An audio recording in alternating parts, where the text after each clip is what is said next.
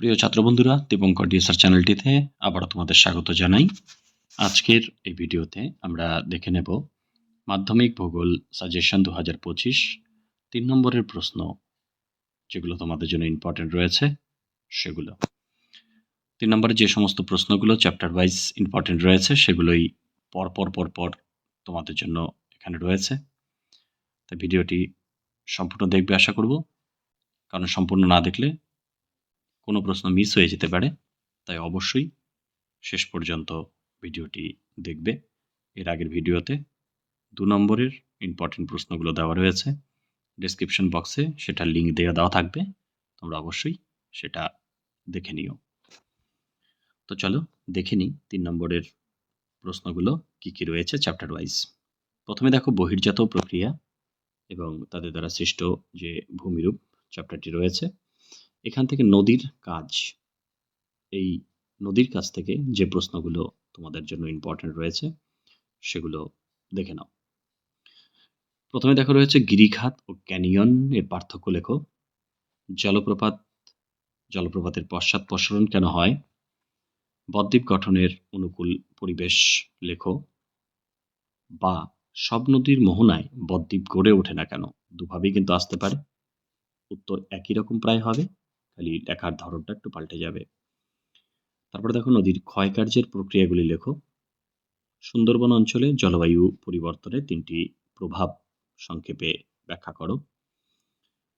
এরপরে হিমবাহের কাজ, এখান থেকে যে প্রশ্নগুলো ইম্পর্টেন্ট রয়েছে দেখে নাও। হিমবাহের ক্ষয়ের ফলে বিভিন্ন যে ক্ষয়ের যে প্রক্রিয়াগুলো, সেই প্রক্রিয়াগুলো লেখো। গ্রাবরেখার শ্রেণীবিভাগ করে আলোচনা করো। রসেমতানে ও ড্রামলিনের পার্থক্য লেখো। বায়ুর কাজ 3 নম্বরের যে প্রশ্নগুলো সেগুলো অনুদৈর্ঘ্য বালিয়াড়ি ও তির্যক বালিয়াড়ির পার্থক্য লেখো। উষ্ণ মরু অঞ্চলে বায়ুর কাজের প্রাধান্য বেশি দেখা যায় কেন? ইয়ারদাং ও জুগেনের পার্থক্য লেখো। পেডিমেন্ট ও বাজাদার পার্থক্য লেখো। এরপর বায়ুমণ্ডল থেকে দেখে নাও 3 নম্বরের প্রশ্নগুলো কি কি রয়েছে। ট্রপোস্ফিয়ারকে ক্ষুব্ধমণ্ডল বলা হয় কেন? স্ট্র্যাটোস্ফিয়ারকে শান্তমণ্ডল বলে কেন? ওজোন স্তরকে প্রাকৃতিক সৌরপর্দা বলে কেন? ওজোন স্তরের গুরুত্ব ও প্রভাব লেখো। গ্রিনহাউস প্রভাবগুলি লেখো। জেট বায়ুর সঙ্গে মৌসুমী বায়ুর সম্পর্ক লেখো। তার সাথে রয়েছে নিরক্ষীয় ও ক্রান্তীয় মৌসুমী জলবায়ু অঞ্চলের বৈশিষ্ট্যগুলি লেখো।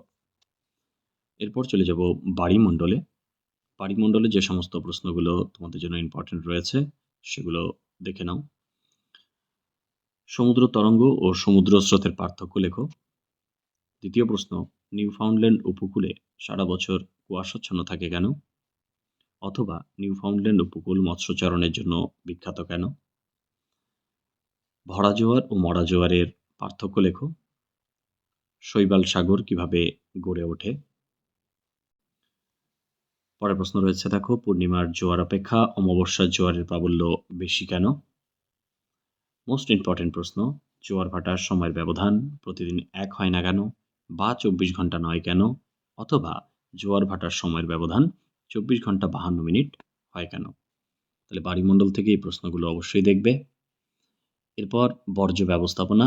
বর্জ্য ব্যবস্থাপনার যে প্রশ্নগুলো ইম্পর্টেন্ট, এখান থেকে কিন্তু অবশ্যই 3 নম্বরের প্রশ্ন পাবে এবং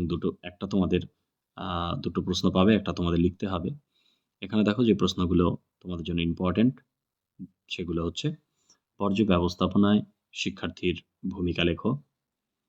ভাগীরথী হুগলি নদীর ওপর বর্জ্যের প্রভাব লেখো। প্রকৃতি অনুসারে বর্জ্যের উদাহরণসহ শ্রেণীবিভাগ করো। তার মধ্যে কঠিন, তরল, গ্যাসীয়, বিষাক্ত, বিষহীন এই সমস্ত বর্জ্যগুলো থাকবে।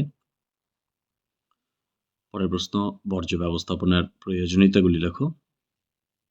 তারপরে প্রশ্ন, বর্জ্য ব্যবস্থাপনায় 3R, 4R, 5R ব্যাখ্যা করো। তারপর রয়েছে গ্যাসীয় বর্জ্য নিয়ন্ত্রণের উপায়গুলি কি কি এবং বর্জ্যের পরিমাণগত হ্রাস কিভাবে করা যায়। এরপর ভারতের ভূপ্রকৃতিতে চলে যাব। ভূপ্রকৃতির মধ্যে যে প্রশ্নগুলো ইম্পর্টেন্ট সেগুলো দেখে নাও। প্রথম প্রশ্ন, পূর্বাচল কি? তারপর রয়েছে মালনাদ ময়দান কি? ডেকান ট্র্যাপ কি? ভারতের পশ্চিমে থর মরুভূমি সৃষ্টির কারণ কি? হিমালয়ের গুরুত্ব লেখো।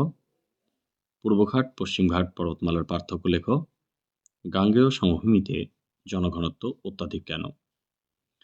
এরপরে ভারতের নদ নদী, এখান থেকে যে প্রশ্নগুলো ইম্পর্টেন্ট দেখো। বৃষ্টির জল সংরক্ষণে তামিলনাড়ুর ভূমিকা লেখো। ভারতে পশ্চিম বাহিনী নদীর মোহনায় বদ্বীপ গড়ে ওঠেনি কেন? দক্ষিণ ভারতের অধিকাংশ নদী পূর্ব বাহিনী হলেও নর্মদা ও তাপ্তি নদী পশ্চিম বাহিনী কেন? এবং ভৌমজলের অতিরিক্ত ব্যবহারের কুফলগুলি লেখো। ভারতের জলবায়ু থেকে যেটা পড়বে সেটা হচ্ছে ভারতের জলবায়ুতে মৌসুমী বায়ুর প্রভাব এবং মৌসুমী বায়ুর উপর ঝেট বায়ুর প্রভাব। এরপর ভারতের মৃত্তিকা থেকে মৃত্তিকা ক্ষয়ের প্রক্রিয়াগুলি লেখো আর মৃত্তিকা ক্ষয়ের কারণগুলি উল্লেখ করো। ভারতের স্বাভাবিক উদ্ভিদ থেকে যেটা পড়বে সেটা হচ্ছে বনভূমি সংরক্ষণের উপায় বা পদ্ধতি লেখো, সাথে প্রয়োজনীয়তা। ভারতের ক্রান্তীয় চিরহরিৎ উদ্ভিদ এবং ক্রান্তীয় পর্ণমোচী উদ্ভিদের বৈশিষ্ট্যের 3টি পার্থক্য লেখো। এরপর ভারতের কৃষি থেকে জাস্ট 2টো প্রশ্নই দেওয়া আছে।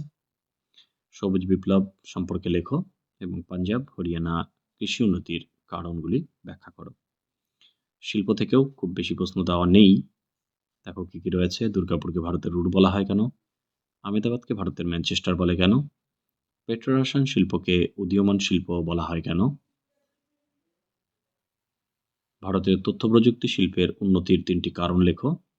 ভারতের শিল্প গড়ে ওঠার ক্ষেত্রে কাঁচামালের প্রভাব উদাহরণসহ ব্যাখ্যা করো। ভারতের সড়কপথ রেলপথের প্রতিটি 3টি করে সুবিধা আলোচনা করো। পরিবহন ও যোগাযোগ ব্যবস্থার পার্থক্য লেখো। রেলপথকে জাতীয় জীবনরেখা বলা হয় কেন? পরিবহনের গুরুত্ব লেখো এবং আধুনিক যোগাযোগ ব্যবস্থা বলতে কি বোঝো। এরপর উপগ্রহ চিত্র, এখান থেকেও কিন্তু অবশ্যই 2টো প্রশ্ন তোমরা পাবে, একটার উত্তর তোমাদের করতে হবে। কি রয়েছে প্রশ্নগুলো দেখে নাও। উপগ্রহ চিত্রের বৈশিষ্ট্য লেখো। উপগ্রহ চিত্রের ব্যবহার ও গুরুত্বগুলি লেখো। ভূবৈচিত্র্য সূচক মানচিত্রের বৈশিষ্ট্যগুলি লেখো। জিওস্টেশনারি ও সানসিনক্রোনাস উপগ্রহের পার্থক্য লেখো। উপগ্রহ চিত্রের বিভিন্ন পর্যায়গুলি লেখো।